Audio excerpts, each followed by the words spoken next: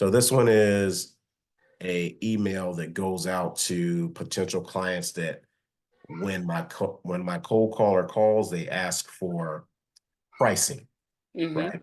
So I don't really give out like pricing because the goal is to get a walkthrough, to get an appointment to go and give them a quote. If you give them pricing, then they can say, no, I like this. I don't like their pricing. So they won't call you. So I don't give out pricing over the phone. So if they ask when he does calls, then what I'll do is I'll send them an email. Mm-hmm. So, and I'm gonna show you what the email says. So if you can see this, it breaks down and tells them, thank you for expressing interest, and we believe in providing personalized solutions. And then it goes on to say, to determine the most suitable cleaning plan and rate for your facility, I invite you to schedule a free service consultation with our team. I break down, what the benefits of that is.